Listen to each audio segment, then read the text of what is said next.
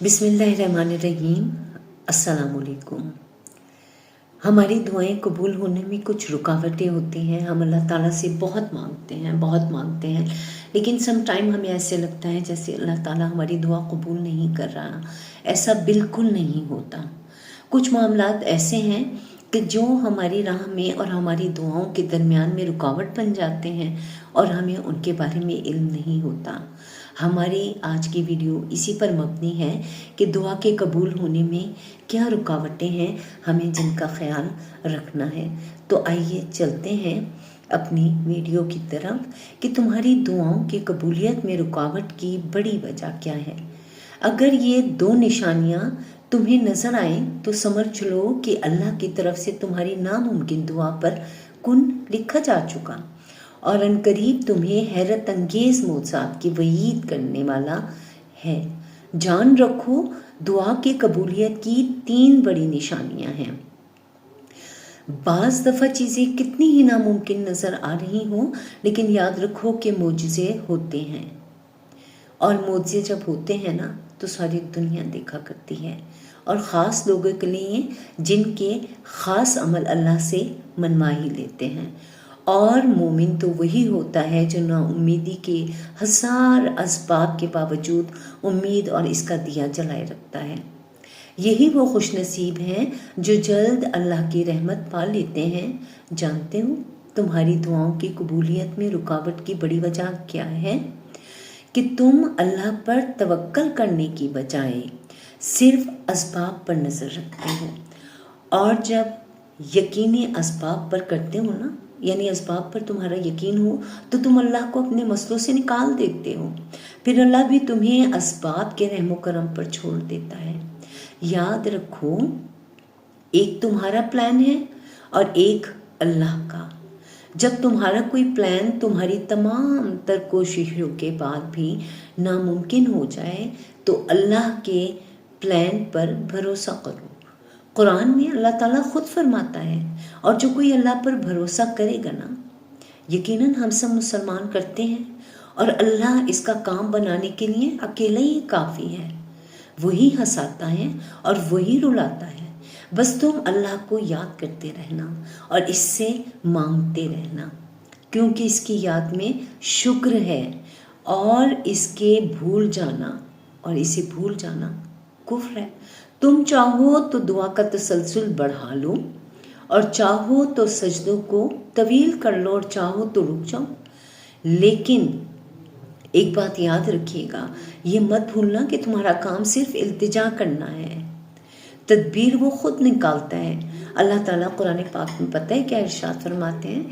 एक जगह अल्लाह ताला इरशाद फरमाता है, और बाज़ लोग ऐसे हैं जो अल्लाह से इल्तिजा करते हैं कि ए परवरदिगार, हमको जो देना है दुनिया में दे दे। और बाज़ लोग ऐसे हैं कि दुआ करते हैं कि ए अल्लाह ताला, ए मेरे रब, ए मेरी परवरदिगार, हमको दुनिया में भी नेमतें अता फरमा और आखिरत में भी नेमत अता फरमा, और हमें बख्श दे। जानते हो वो कौन सी 3 निशानियां हैं जो तुम्हारी नामुमकिन दुआओं पर कुन कहलवा देती हैं? याद रखो कि जब भी तुम अल्लाह के साथ सुख की दुआ करते हो तो अल्लाह का फरिश्ता अल्लाह से तुम्हारे सब्र की दुआ करते हैं। जब तुम किसी रास्ते से पत्थर उठाते हो ना, जानते हो ना पत्थर उठाना सदका है, तो तुम्हारे रास्ते का पत्थर उठा लिया जाता है। जब तुम दूसरे के लिए आसानी पैदा करने लगते हो ना, तो अल्लाह तुम्हारे हर काम में आसानियां पैदा कर देता है, और तुम्हारे मुंह से निकली हर बात को, हर दुआ को अल्लाह ताला कबूल फरमा लेता है। अल्लाह ताला कुरान पाक में इरशाद फरमाता है, खुद कहता है तुमसे बात करता है, तुम्हें जवाब देता है, और कहता है कि तुम अपने परवरदिगार का खौफ दिल में रखो, और भलाई इन्हीं के लिए है जिन्होंने इस दुनिया में भलाई की हो। और अल्लाह की ज़मीन बहुत वसी है, और जो लोग सब्र से काम लेते हैं इनका सवाब इन्हें बेहिसाब दिया जाएगा। यकीनी बात है, सब्र का फल तो हमेशा बेहतरीन और मीठा होता है। اور جانتے ہو دعا کی قبولیت کی ایک نشانی یہ بھی ہے کہ تمہارا درد تمہاری بے چینی کو ختم کر دیتا ہے، تم شکایتیں کرنا چھوڑ دیتے ہو، اللہ کے شکر گزار بننے لگتے ہو، تم لوگوں کو چھوڑ کر اپنے خالق کے آگے رونا شروع کر دیتے ہو، بس دوسروں کو اپنا حال بتانے کی بجائے اپنی خوشیاں بانٹنے لگتے ہو، گناہ تم سے دور ہونا شروع ہو جاتے ہیں، تمہارے گرد ایک پازیٹیوٹی کا حالہ بن جاتا ہے، بہترین آپ جس سے ملیں گے وہ بھی خوش ہوگا، اور جو آپ ہوں گے آپ اپنی ذات سے خوش ہوں گے، مطمئن ہوں گے، اللہ کے شکر گزار بندے بنیں گے، اور نیکیاں تمہیں پسند آنے لگیں گی، تم کو سجدوں میں سکون ملنے لگے گا، تم خود کو دنیا کا خوش قسمت انسان سمجھنا شروع کر دو گے۔ جان لو کہ صرف تمہاری دعائیں ہی قبول نہیں ہوتی بلکہ تمہیں اللہ کی بارگاہ میں قبول کروا دیتی ہیں۔ جانتے ہو دعا قبول ہونے کی بڑی نشانی کیا ہے؟ کہ تمہارا معاملہ سخت ہونے لگے اور تمہاری تکلیف بڑھنے لگے تو سمجھ لینا کہ اللہ کی طرف سے خاص اشارہ ہے کہ عنقریب تمہیں کشادگی ملنے والی ہے انشاءاللہ، اور تمہاری دعائیں بہترین طریقے سے تمہارے حق میں قبول ہو کر تمہارے حق میں کوئی بڑی بہتری لانے والی ہیں۔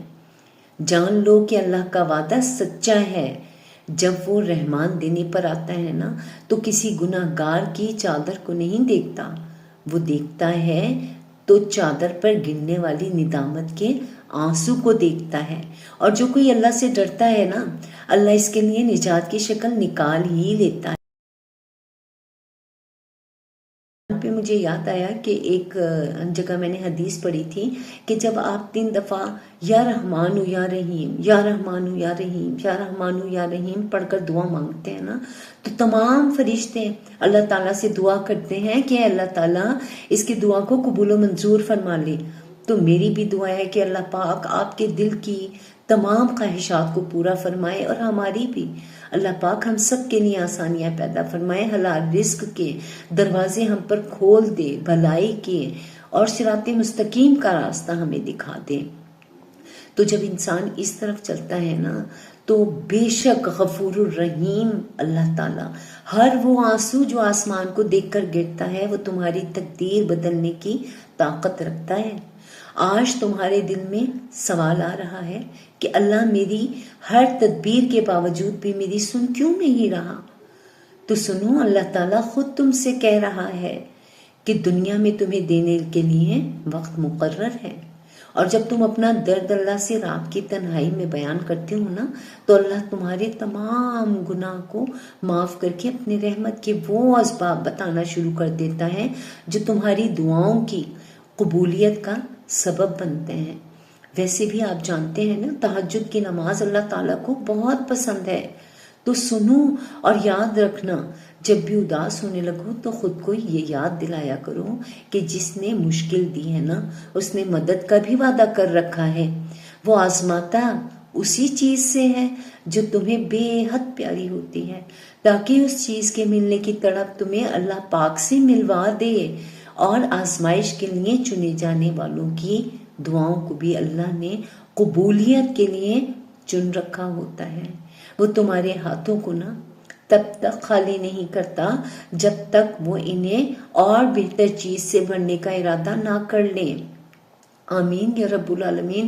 ہم اللہ تعالیٰ کی حکمت کو نہیں جانتے، ہمیں نہیں معلوم، ہم ایک ہی بات ایک ہی دعا بار بار کرتے ہیں، اور جب نہیں قبول ہوتی نا تو مایوسی کی طرف چلے جاتے ہیں۔ تو مایوسی کفر ہے، مایوس تو ہونا ہی نہیں ہوتا۔ اشفاق احمد کا کہنا تھا کہ بعض اوقات ہم دعائیں کرتے ہیں، مستقل مزاجی سے دعائیں کرتے ہیں، لیکن پھر ان دعاؤں کے بیچ میں اور ان کی قبولیت کے بیچ میں خود حائل ہو جاتے ہیں۔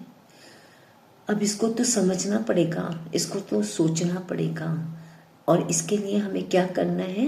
بہتر چیز سے بھرنے کا ارادہ جب اللہ تعالیٰ نے کر لیا ہے نا تو دعائیں نصیب سے نہیں بلکہ نصیب دعاؤں سے ملتا ہے، اور کائنات کے سارے معجزے دعاؤں سے ہی تو ہوتے ہیں۔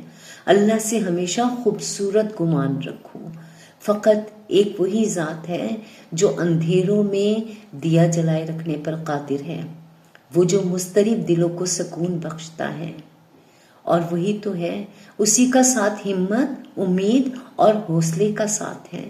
یاد رکھیے گا جب تنہا اور مایوس محسوس کرے نا تو ایک کام کیجیے گا، اپنی تمام دل کی باتیں اللہ تعالیٰ سے کہہ دیجیے گا، اور پھر دیکھیے گا کہ اللہ تعالیٰ آپ سے کس طرح بات کرتا ہے۔ ہو سکتا ہے یہ ویڈیو بھی آپ تک اسی لیے پہنچی ہو کہ اس سے آپ کوئی اچھی بات سیکھ لیں۔ اور قرآن میں اللہ تعالیٰ اپنے بندوں کو اس طرح تسلی دیتا ہے کہ مشکل کے بعد اللہ جلد ہی انشاءاللہ تعالیٰ اللہ جلد ہی راحت دے گا آپ کی زندگی میں بھی اور ہماری زندگی میں۔ سب سے خوبصورت وقت وہ ہے جو آپ کا اپنے رب کے ساتھ گزرتا ہے، وہ پھر چاہے نماز کی صورت ہو، قرآن کی صورت ہو یا ذکر کی صورت میں۔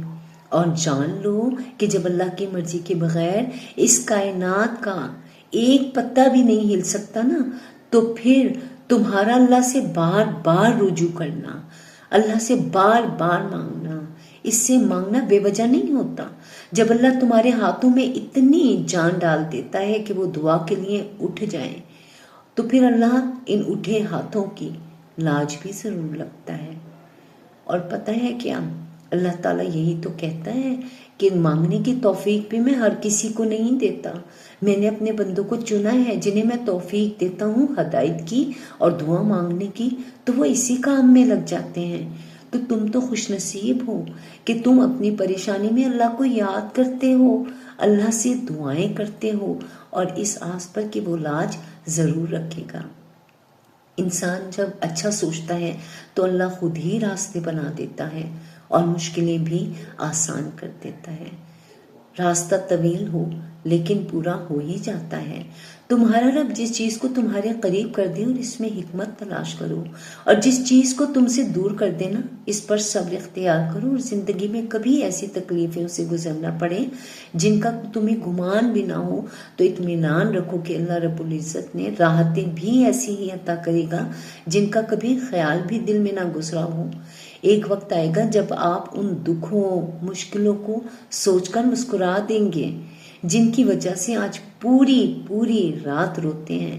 بس اللہ سے اتنا مضبوط تعلق بنائیں کہ جس دن آپ اللہ کو آواز نہ لگائیں نا، تو اس دن اللہ فرشتوں سے کہیں کہ میرے بندے کی مجھے آواز نہیں آئی، پتہ کرو اس کا اور میری مدد اس تک لے جاؤ، میرا رحم اس تک لے جاؤ، تاکہ مجھے اس کے بارے میں پتہ چلے، میں اس کو جان سکوں۔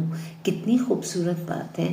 ایک بہت ہی خوبصورت واقعہ ہے کہ ایک شخص تھا، اللہ تعالیٰ نے اسے بہت کچھ دے رکھا تھا، لیکن ایک دن ایسا ہوا اس پر برا وقت آیا، اللہ تعالیٰ نے اس کے اوپر آزمائش بھیجی، تو ہوا کچھ یوں کہ اس کے پاس کچھ نہ رہا۔ پھر اللہ تعالیٰ کے پاس وہ گیا، مسجد میں نماز پڑھنے لگا، 5 وقت کا نمازی بن گیا اور خوب دعائیں کی۔ فرشتوں نے کہا یا اللہ پاک، یہ بندہ تیرے پاس تیری عبادت کی غرض سے نہیں آیا، یہ تجھ سے مانگنے آیا ہے۔ اللہ تعالیٰ نے کہا ایک وقت آئے گا کہ وہ ٹھیک ہو جائے گا، میری طرف بھی آئے گا۔ اللہ تعالیٰ نے اس کو پھر بہت کچھ بخشا، پھر وہ اپنی دنیا داری میں مصروف ہو گیا۔ پھر ایک دن ایسا ہوا کہ کچھ عرصے کے بعد اس کے حالات پھر خراب ہو گئے اور اللہ تعالیٰ نے اس کو پھر آزمایا۔ یہی عمل 2-3 بار اس کے ساتھ ہوتا رہا۔ وہ مسجد میں جاتا رہا، فرشتوں نے کہا یا اللہ یہ تیری محبت میں نہیں آیا۔ اللہ تعالیٰ نے کہا کہ تو اس کو پھر بھی بخش دو، اس کو پھر بھی بخش دو، یہ جو کچھ چاہتا ہے، جو دنیا مال و دولت چاہتا ہے، اس کو عطا فرما دو۔ فرشتوں نے کہا یا اللہ تیری تو ہی سمجھے۔ اللہ تعالیٰ نے اس کو بہت نوازا، بہت زیادہ نوازا۔ پھر ایک دن وہ بیٹھا تھا، اس کے دل میں خیال آیا کہ جب بھی مجھ پر اچھا وقت آتا ہے میں اللہ تعالیٰ کو بھول جاتا ہوں، لیکن جب بھی برا وقت آتا ہے میں بھاگا مسجد جاتا ہوں اور اللہ تعالیٰ سے دعا کرتا ہوں، اور وہ میری دعا ہر دفعہ قبول کرتا ہے، مجھے کبھی واپس نہیں لوٹاتا۔ تو اس کے دل نے اس کو ملامت کی، اللہ کی پکار کو اس نے لبیک کہا، اور اس کے حالات بہت اچھے تھے، وہ بہت خوش تھا۔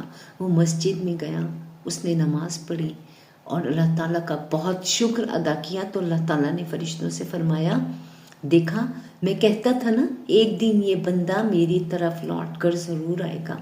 اللہ تعالیٰ نے اس کو ماشاءاللہ دیکھیں نصیب اس کو اس کی مرضی کی، اس کی تمام دعائیں قبول بھی کر لیں اور اس کو اللہ سے بھی نزدیک کر لیا۔ آپ بھی ضرور اس چیز کو ضرور نوٹ کیجیے گا کہ اللہ تعالیٰ اپنے سب بندوں سے پیار کرتا ہے، اللہ تعالیٰ اپنے ساری مخلوقات سے بہت پیار کرتا ہے، وہ آپ کو کبھی تنہا اور اکیلا نہیں چھوڑے گا۔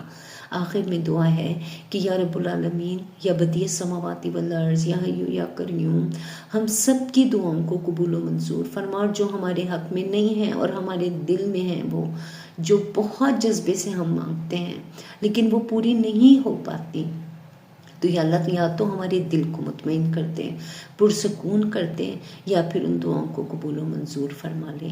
یا اللہ ہم سب کے رزق میں فراخی عطا فرما، ہمیں، ہماری اولاد، ہماری نسلوں کو ہدایت عطا فرما، دجال کے فتنوں سے بچا، اور جو بھی ہمارے بزرگ اس دنیا سے جا چکے ہیں ان سب کو جنت الفردوس میں جگہ عطا فرما۔ دعاؤں میں ضرور یاد رکھیے گا، اور چینل کو اگر آپ نے ابھی تک سبسکرائب نہیں کیا تو سبسکرائب کر لیں، لائک کر لیں، اور ایسی ہی ویڈیوز دیکھنے کے لیے آپ مزید ہمارے چینل پہ ویڈیوز دیکھیں۔ بہت شکریہ، اجازت دیجیے، اللہ حافظ۔